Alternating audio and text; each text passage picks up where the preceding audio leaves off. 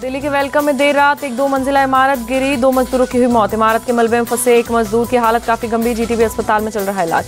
Police के मुताबिक काफी पुरानी थी इमारत, हादसे की वजह की हो रही है जांच। इमारत के मालिक पर होगी कानूनी कार्रवाई। दिल्ली के सीएम अरविंद केजरीवाल की आज ईडी के सामने पेशी। दिल्ली शराब नीति घोटाला केस में पूछताछ के लिए किया तलब। सीएम केजरीवाल की ईडी के सामने पेशी पर अभी सस्पेंस। ईडी पूछताछ के लिए अब तक भेज चुकी है 9 समन। दिल्ली हाईकोर्ट से केजरीवाल को राहत नहीं, ईडी की कार्रवाई पर रोक से इनकार, 2 हफ्ते में मांगा जवाब। दिल्ली हाईकोर्ट का केजरीवाल से सवाल, पूछताछ के लिए पेश क्यों नहीं हो रहे केजरीवाल ने ईडी समन को दी थी चुनौती। दिल्ली बीजेपी अध्यक्ष वीरेंद्र सचदेवा बोले, हाईकोर्ट ने केजरीवाल को आईना दिखाया, जांच एजेंसियों को सामने पेश होना होगा। दिल्ली सरकार की मंत्री आतिशी ने कहा, याचिका का पुरजोर विरोध कर रही थी ईडी, पर कोर्ट को देना होगा जवाब। टीआरएस नेता के कविता की सुप्रीम कोर्ट में याचिका, शराब घोटाला केस में अपनी गिरफ्तारी को दी चुनौती। 22 मार्च को होगी सुनवाई। जल बोर्ड फंड के लिए सुप्रीम कोर्ट पहुंची केजरीवाल सरकार, 1 अप्रैल को होगी सुनवाई। महाविकास अघाड़ी की आज सुबह 10 बजे शरद पवार के निवास पर बैठक, सीटों के बंटवारे पर होगा अंतिम फैसला। शरद पवार की अध्यक्षता में होने वाली एमवे की बैठक में उद्धव ठाकरे और कांग्रेस के बड़े नेता होंगे शामिल। प्रकाश अम्बेडकर को बैठक में नहीं मिला न्योता। मुंबई में एमएनएस चीफ राज ठाकरे ने सुबह 11 बजे बुलाई पार्टी की बैठक, एनडीए में शामिल होने का आज कर सकते हैं ऐलान। असदुद्दीन ओवैसी ने राज ठाकरे और अमित शाह से की मुलाकात पर कुछ भी कहने से किया इनकार, कहा मुझे किसी से मिलने को नहीं लेना देना। असदुद्दीन ओवैसी ने जल्द ही महाराष्ट्र में उम्मीदवारों के नाम का ऐलान कर दिया भरोसा, कहा अभी सिर्फ हैदराबाद, औरंगाबाद और किशनगंज से उम्मीदवार की घोषणा की। लोकसभा चुनाव में हुई औरंगजेब की एंट्री, संजय राउत ने बुल्ढाना की जनसभा में पीएम मोदी की तुलना मुगल बादशाह औरंगजेब से की।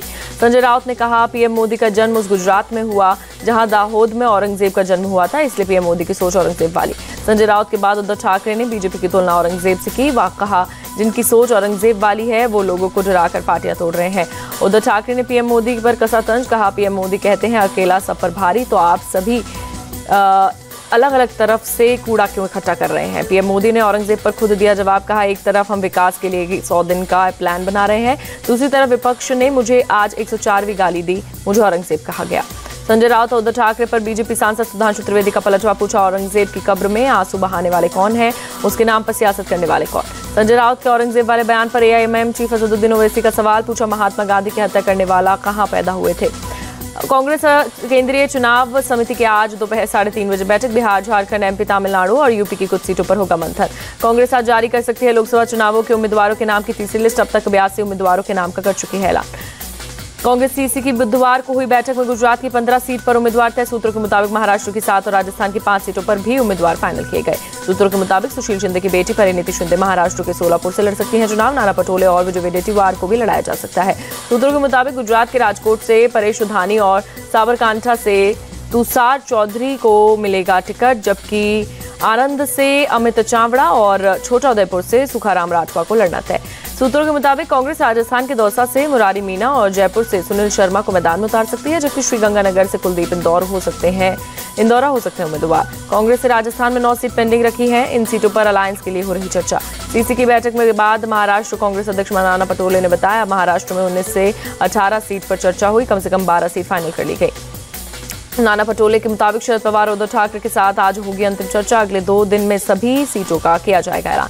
चुनाव से पहले पार्टी बदलने का दौर जारी, अभय कुशवाहा ने जेडीयू से इस्तीफा दिया, कहा आरजेडी को करेंगे मजबूत। बिहार के डिप्टी सीएम सम्राट चौधरी का दावा, प्रदेश की सभी 40 लोकसभा सीटें जीतेंगे, कोई कहीं भी ज्वाइन करे फर्क नहीं पड़ेगा। चिराग पासवान होंगे हाजीपुर एनडीए के उम्मीदवार, कहा 3 से 4 दिन में होगा उम्मीदवारों का ऐलान। वैशाली से अमर पांडे की पत्नी विनीता को टिकट दे सकते हैं चिराग पासवान, मौजूदा सांसद वीना सिंह ने नाराज है पार्टी।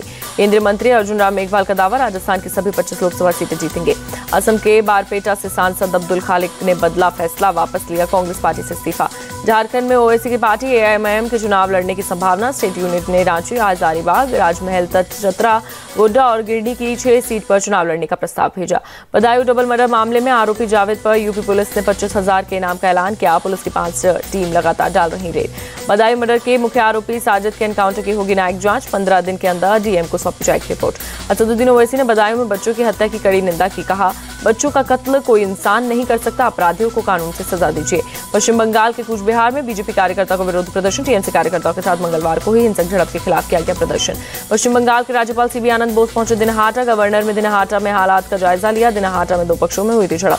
आतंकवादी संगठन आईएसआईएस का भारत में चीफ हारिस फारूकी को गिरफ्तार, असम एसटीएफ ने दुबरी में धर्मशाला में बांग्लादेश बॉर्डर के पास गिरफ्तार किया। यूपी के मैनपुरी से पुलिस ने 2 तस्करों को किया अरेस्ट। पुलिस ने तस्करों के पास से 80 किलो गांजा बरामद किया। इजराइल के पीएम बेंजामिन नेतन्याहू ने गाजा के राफेह में सैन्य कार्रवाई पर दिया जोर। कहा, राफेह में आईडीएफ के प्रवेश के बिना पूर्ण जीत संभव नहीं। गाजा के देर अल-बाला में इजरायली हमले में 30 से ज्यादा लोगों की मौत। इजरायली वायुसेना ने रिफ्यूजी कैंप्स पर किए हमले। 31 मार्च को रविवार पर होने के बावजूद सभी बैंक की शाखाएं खुली रहेंगी। रिजर्व बैंक ऑफ इंडिया ने जारी किया निर्देश। आईपीएल ओपनिंग सेरेमनी में परफॉर्म करेंगे अक्षय टाइगर और ए आर रहमान। 22 मार्च को चेन्नई बेंगलुरु के बीच मैच से पहले होगी सेरेमनी। चेपाक स्टेडियम में लेजर शो होगा।